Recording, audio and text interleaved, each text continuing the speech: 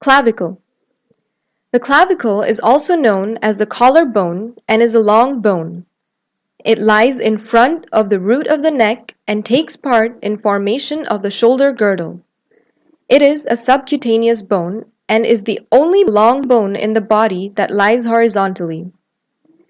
The peculiarity of this bone is that it has no medullary cavity. It is the first bone to start ossification by the 5th to 6th week of intrauterine life and the last to complete ossification by 21 to 25 years. It is the only long bone which ossifies by two primary centers. It has the following functions.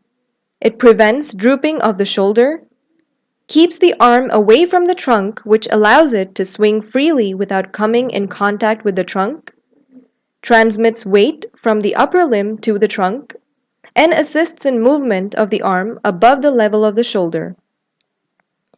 The clavicle consists of the shaft, acromial end, and the sternal end. The shaft is divided into the lateral 1/3 and medial 2/3.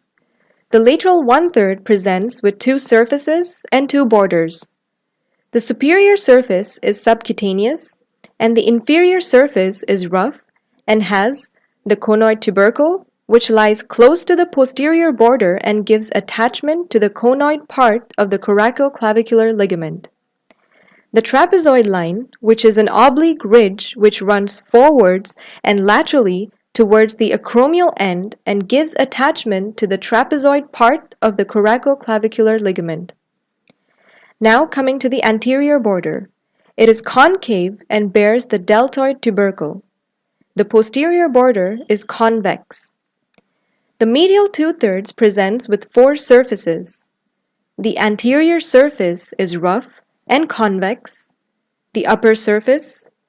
The posterior surface is smooth and concave, and the inferior surface presents with the costal impression that gives attachment to the costoclavicular ligament and the subclavian groove. Clavipectoral fascia is attached to the margins of the subclavian groove. The nutrient foramen is directed laterally and is present on the lateral part of the subclavian groove. Acromial end.